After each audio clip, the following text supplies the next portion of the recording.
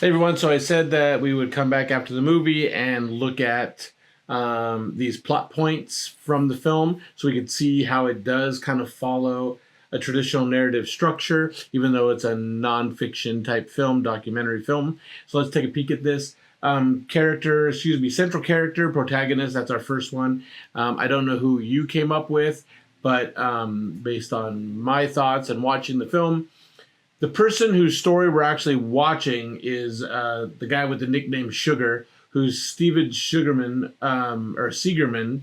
That's kind of the main guy. And then there's another journalist, last name Bartholomew, who also kind of sets out on this journey, and we kind of follow his path, his investigative path, through the film as well. So Steven Sigerman, he's the guy that is kind of the protagonist. It ends up being about kind of finding who Sixto Rodriguez is and who he was and all that good stuff. But I would say he's your central character. The goal. They wanted to know more about Rodriguez, right? There was this kind of myth that he had died on stage, and but there was no other real information about him because he didn't become famous and wasn't big. So they just wanted to know who this guy was. He was like an icon for them, an icon in their country, and there was just no information. You could find other information on, again, the Elvis Presleys and the Beatles and the Rolling Stones and all that kind of, but you couldn't find anything on this guy. So that's kind of the goal that these people had. They just wanted to find more information. The inciting incident.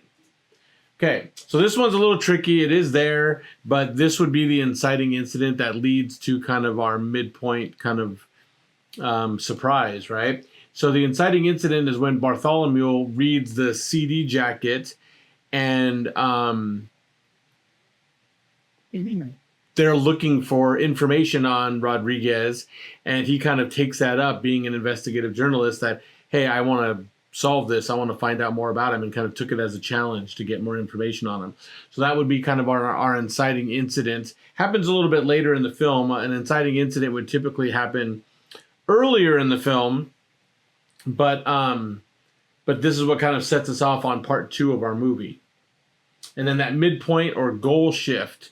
So originally, the goal is to find out more information about this like iconic artist who was like the soundtrack to their lives during this pivotal time in South Africa, right? Like that was the goal, just to find more information. And that's because they thought he was dead, that he died this kind of crazy way on stage, and there ended up being a few different kind of myths about it, or tales about it. But what the midpoint, they find out Rodriguez is actually still alive, which is like crazy to them, and they need to find him so they can actually talk to him, and they, that's the midpoint in the movie when the kind of goal shifts. So now the goal shifts from not just trying to find out information, but they actually want to find him and meet him.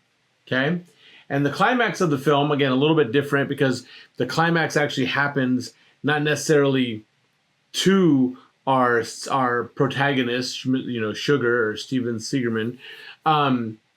In a way it does, but in a way it doesn't, right? So the climax of the film is when Rodriguez actually goes to South Africa and plays these concerts, right? So it's like a climax for Rodriguez, who doesn't even understand kind of how big and famous he is, but it's also kind of a climactic moment for Sugar, because he had this icon that he grew up listening to, and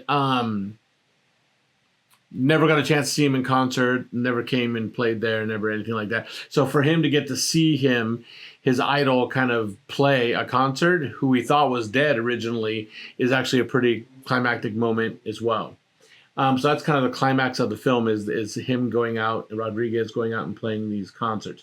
Now in the resolution, we have a few things to look at. Number one, Rodriguez lives a simple life. He doesn't change at all. So even after he finds out he's famous in South Africa, he doesn't change kind of who he is as a person. He still lives a pretty modest life. He gave away most of the money and all the earnings that he then got after that. He had a great time continuing to play and get his music out there, but it didn't really change his life. his daughters got to see their dad as a rock star, which is pretty cool. Like they probably knew he played music, he played guitar, but he still lived a pretty modest life, and they probably didn't even know much about the albums and all that good stuff, right? But had them getting to see their dad as a rock star would have been pretty cool. We never find out what happened to the money, so that's one of the things. You never know. That I forget the kind of record label guy, the guy they interviewed in Los Angeles. It seems like he was pretty shady, and he probably took all that dude's cash. We never really find out what happens to it, but everything seems to be okay. Everybody seems to be okay, and South Africa gets to meet their rock star. So that's one of the things. South Africa gets to meet this star, this kind of generational talent that was bigger than the Rolling Stones in their country for that time. So that's kind of the resolution to the whole film. And so again, we could find these plot points that you would think traditionally work in narrative film, and a lot of people wouldn't think that documentary tends to have that structure, and this particular one does, and a lot of them do, right? If you watch the films, there usually is some thing they're trying to find, some information they're trying to figure out. They're just trying to learn something. They have a goal and they're trying to get there. So there are more plot points in a film. It's a little bit more again, more complicated than this, but this gives you a general idea of kind of how it works. And again, hopefully you enjoyed the film. I really think it's a cool film. The fact that something like this actually happened is wild. I feel bad for Rodriguez.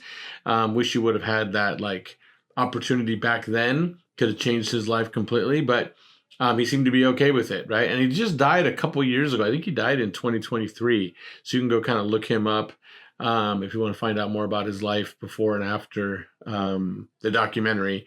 But anyway, hopefully you enjoyed it. Take care, and you got your quiz and your discussion board to get to next. So let me know if you need any help. I'm here as a resource.